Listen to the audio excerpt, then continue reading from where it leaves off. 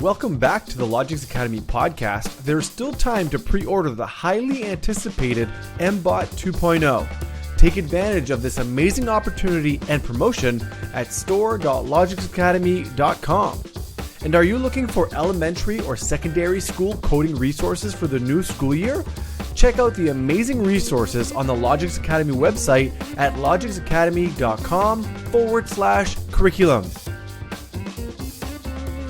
Welcome everyone to another amazing episode of the Logix Academy podcast. I am excited to welcome to the show Clayton Ellis, who does amazing things in and well out of the classroom by utilizing technology. Clayton, thank you so much for joining me. It's a pleasure to receive your email and the invitation, and I'm glad to be here. So Clayton, let's tell our listeners and our viewers just a little bit about who you are, where you're coming to us from today, and a little bit about your background in education. Sure. So I've been a teacher my entire career. I'm from Ontario. I'm from Toronto. I'm a Scarborough kid. I graduated from Queens in Kingston, which was a really foreign place to me because Kingston looks a lot different than Scarborough. I started my career at a big high school called Central Tech. It's a huge high school in the middle of Toronto. 3,000 kids, 3 buildings, 6 floors. And I was very fortunate at the very beginning of my career. A, I got hired. I got a contract at the beginning. But B, that my principal was a past president of STAO. So it's a Science Teachers Association of Ontario. And she was very keen on the 2 young teachers that got hired that year to be involved with stuff outside the school. I was also very fortunate that it was Central Technical School, Central Tech. So this is a school that had, you name a technology, they had well, I say we call it a hangar, but it was like a part of a helicopter and a part of a plane, lots of shops. But even in the science area, we had qualitative chemistry, quantitative chemistry, biotech, and all sorts of really interesting things. And one of the things that happened at this school too is it was just retrofitted, old building with, the fiber optic to allow it to hasten on this newfangled thing that was called the internet back in '96. And really, I think what really started my journey on ed tech, I guess we'll call it, is when I did get hired. She said I have good news and bad news. The bad news is the position you applied for, we can't hire you for that. We like you so much, we're going to make up a position for you. And so I walked into the school as a science educator, and I was teaching computers. And so there was this computers and music and English. And so there was this room in the basement, I call it the basement, on the first floor. And the school had this system where all the subjects, so science, math, history, social science, and English, they all came to this lab, every single grade 9. So all, 600 grade 9s came through this one room. And before I got there, it was just a computer room, and the kids would go on there and they'd play like Minecraft, or I don't even know what they played back then. But then, I'm a young teacher, I want to do something. I don't want to sit there like babysitting kids and say, come into this room. So I talked to my head at that time. I said, could we, and he's like, sure, do whatever you want. And so I talked to all the departments. We'd had this real fulsome cross-curricular experience, and we created a cross-curricular project that hit the expectations of each of the different areas. And then suddenly the teachers were, they were buying in, they wanted to come down. I remember leaving the school at some point, talking to my colleagues 5 years later, and they still were doing something very similar. So that made me feel good that there was some sustainability. I'm not sure how much to talk, so you might need to cut me off because I'm still at the beginning of my career. So let me just jump fast forward. I resigned from Toronto. I came to Peel. And at some point, after I opened up a school, Fletcher's Meadow, which was, we coined it, the school of the 21st century or something like that. But really it was like I think it was like the 3rd school in 3 years that it opened as a secondary school. It was really, really cool. But from there, I applied to a position on our board. It was, then we called it the BEL, B-E-L. And nobody in the board knew what it was. And the 2 of us who were hired to do this job, we didn't know what it was either. It was called Blended E-Learning Resource Teacher. So a resource teacher in Peel is a teacher that teaches outside the school, and you're teaching other teachers and students. And so this position had never existed, and it just had a title. And so I remember sitting in this office space. They didn't even have an office for us. So we're sitting in an adult ed learning center somewhere south of the board, and they made this little cubby hole for us. We had a phone. And we call the principal and we say, hi, my name is Clayton. I felt like a canvasser. And this is what we do. I said, I'm the Bell. She's like, the what? I'm this person. And she goes, oh, and then we told her, well, we want to help your teachers move from in-class experiences. We have this, virtual school appeal that uses this platform. Back then it was called Angel, and we want to allow your teachers to be able to use the system so we can blend what's happening in the classroom with some online experiences. And that's part of our role, as well as with conferencing technology was really kind of in infancy back then, and other things. So that was a job I was doing for 3 years. It was amazing. I met so many people, and that has then obviously led to other opportunities. I left the board position. I came back to a school. I opened up another high school, David Suzuki Secondary, and our mandate, as you can tell by the name, is most likely going to be something related to green, sustainability, and environmental mandates. But of course, we're a modern school, so we were able to incorporate a lot of what you would expect or associate with a school of the 21st century with the technology. But mindset is hugely important. Just because we have the toys doesn't really, doesn't do all that much unless you have the right mindset. So we spent a lot of time building a culture of a community that was, invested in using educational technology, virtual tools to engage our students. So I think that's a really, really, as brief as I can, nutshell of, where I came from, where I am, ish.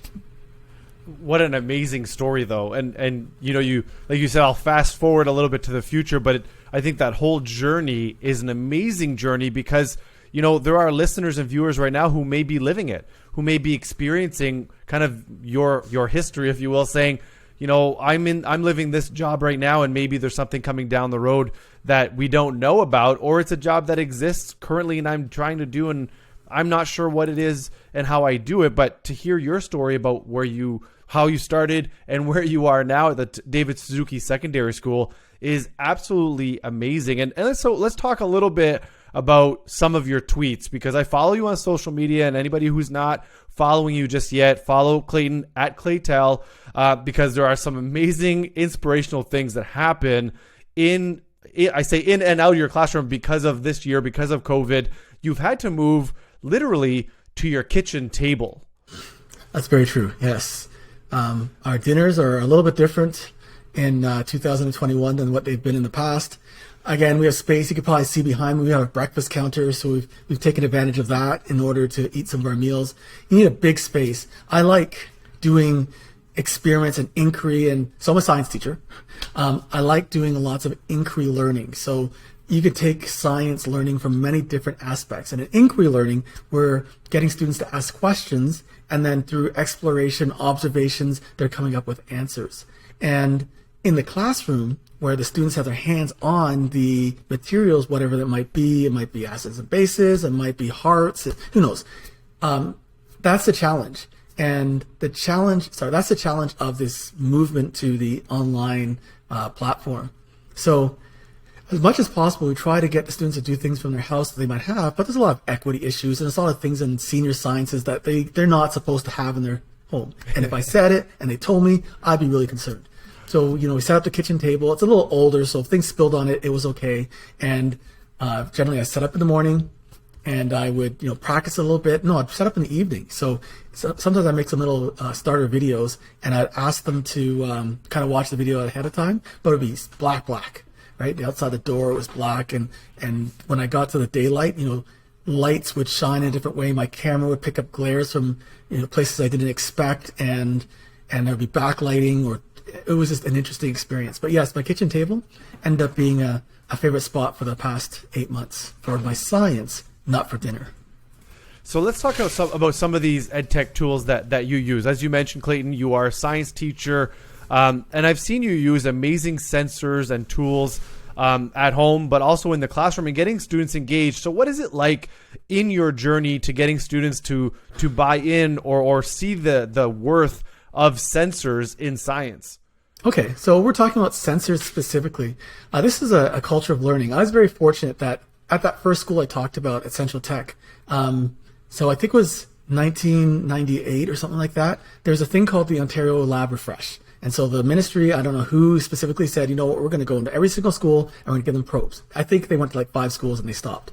But our school, they did serious renovation. They gutted some labs, and with the renovation, making these modern perimeter labs, they also gave us a bunch of probes. So I started with, it doesn't matter what brand of probe you're using, they're all the same. But we started with Vernier at that point.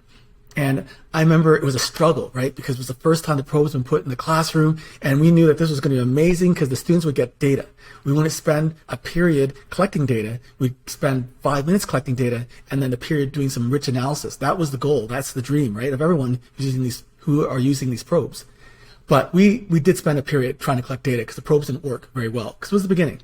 So again, fast forwarding to now, the probes are amazing because just think about this. So we're talking about climate change, and you're trying to convince students through inquiry that climate is changing, and here are some of the principles associated with what's happening in the world. So a simple experiment that we couldn't do in the past. I think of things the way I did it in the past and the way I do it now is one looks at the effects of combustion, right? So when something is burning, it's releasing carbon dioxide, and we talk about the dangers, the ill, we vilify carbon dioxide, what it does to the atmosphere, what it does to the water. So we could talk about it, this invisible, odorless, transparent gas that's mysterious. And if you sit in a room with carbon dioxide, I guess you'll fall asleep and bad things will happen. But apart from that, they have no idea what's going on. But with the sensors, what's great is we have a sensor that will detect carbon dioxide in the air. It will also have another sensor that will detect pH. So pH is looking at how acid or basic a particular solution is.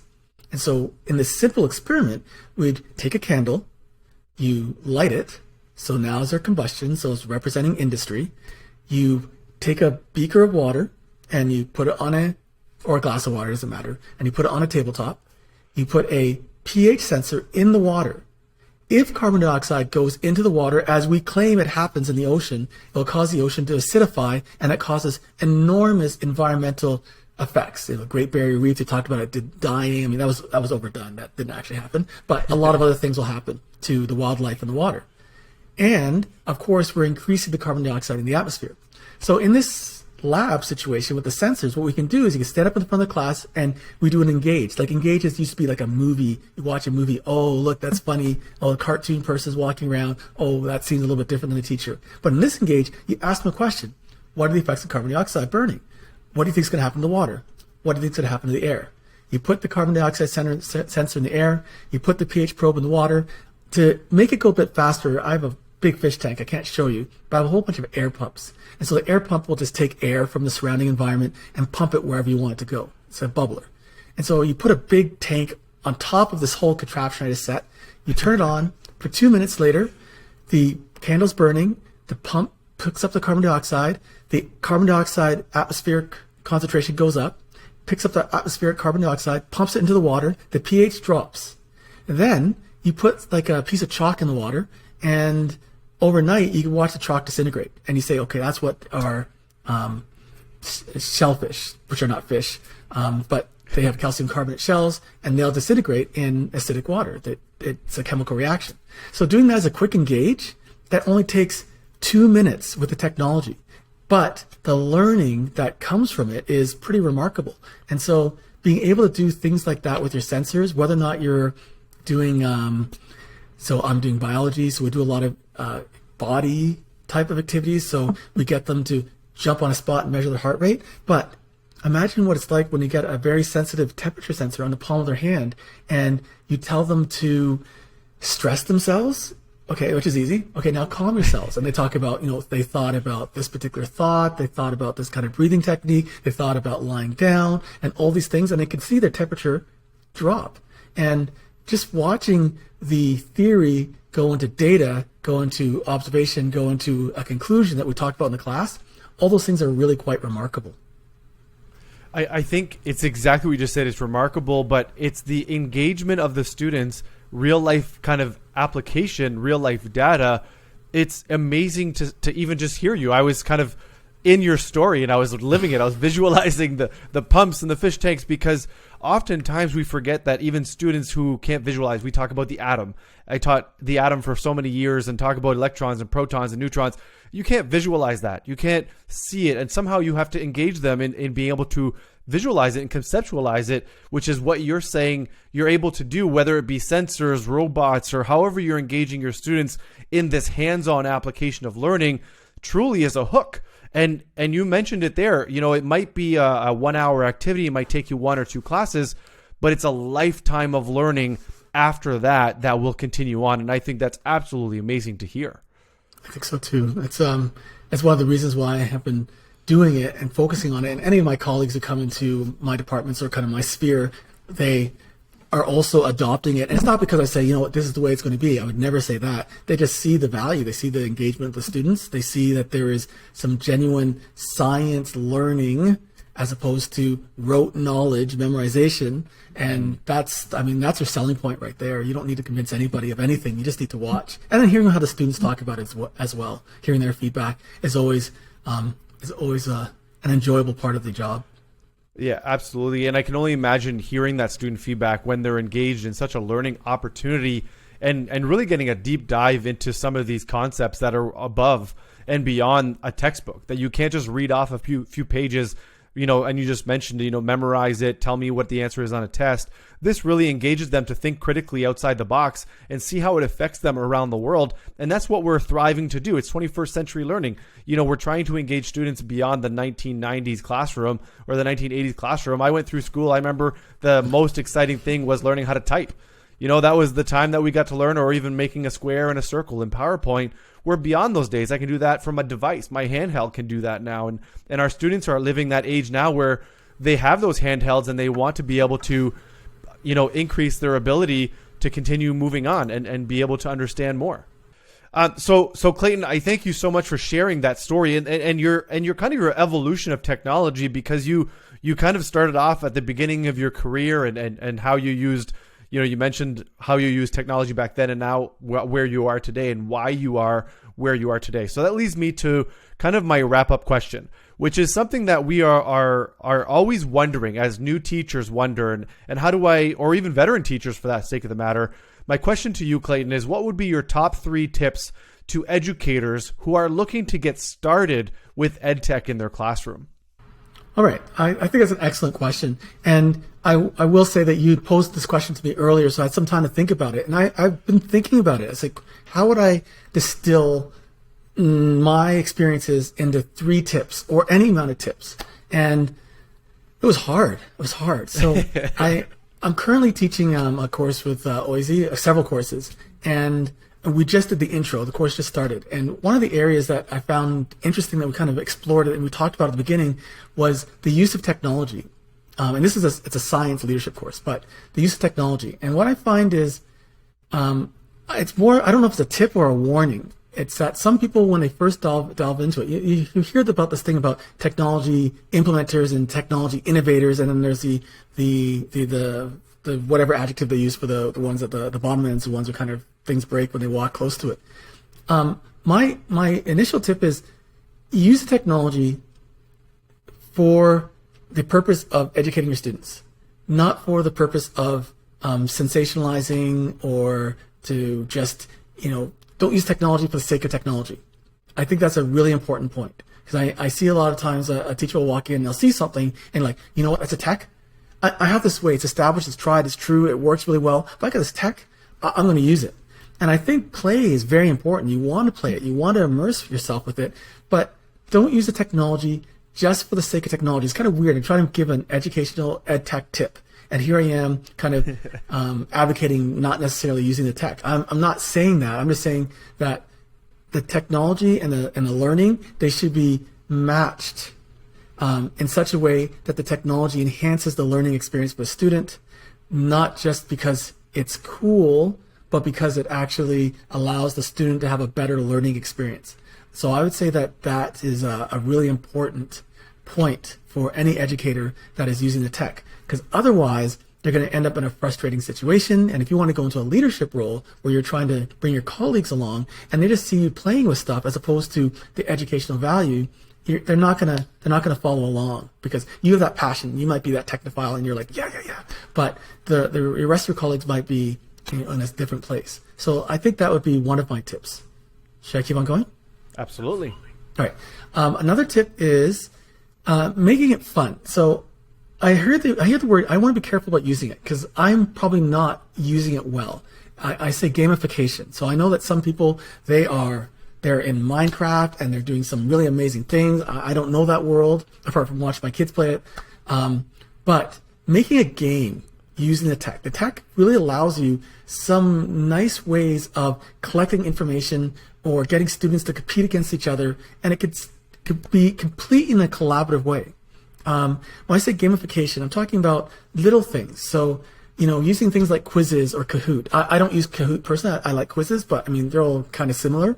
And having students either come in with an entrance, so what knowledge they have, or an exit and make it kind of a game, or using something as simple as, but using a Google Doc where you I like collaborative teams. I like students working with each other. So I like the idea of putting my students in the groups.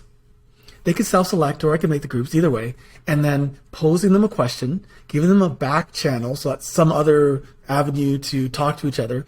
They talk amongst themselves, the 4 or 5 or 6 of themselves, and then they post their answer, and then you have a group response. I really like those kind of activities, and the technology to support that, it's out there. You can use so many different things, whether or not it's a Jamboard, or whether or not it's a text-only type of response in Microsoft Teams or Google Meet, or if it's, there's just many different ways. A picture kind of thing, hands up. A lot of people talk about their cameras and students being a problem, but, from the very beginning, if you tell them you're going to do a hands up, hands down kind of activity, and it's a hands up and hands down that's going to decide the direction of the learning, your kids will put their hands up. Sometimes they'll do the digital hand, but at least it's an interaction. So anything you can do to kind of gamify it. I know one of the things that we did last year when we first got thrown into the COVID experience, and we started combining a few classes, and we made a tournament. And so at the end of each week, we gave them this quiz, but we also had some other little activities that brought them outside the house to use things like iNaturalist and Seek to find organisms outside, and whoever had the most in their group, so that one person didn't feel isolated because, whatever the tech issues were, or they just weren't that kind of person in their groups. And so we had these groups, and we showed graph bars to show where they were each week and where they were on a given month, and so on. It was great. Kids were completely engaged with that. So anything you can do to gamify it, I think that'll increase the engagement. A last one is, so I am a staunch advocate for, and as many people are, for racial justice, social equity, and the things that are greater than science. I talk to a lot of my colleagues, and sometimes I know some of them are really focused on the science, as we should. Muons, leptons, you mentioned atoms, and forces, and homeostasis, whatever the term might be. That's important. Absolutely. That's why the kids are taking our course. The senior courses, the grade 9 and 10, everyone has to take it. They have no choice. But at the end of the day, what is it that we want our students to know? What is it that we're trying to do? We're trying to make these human beings.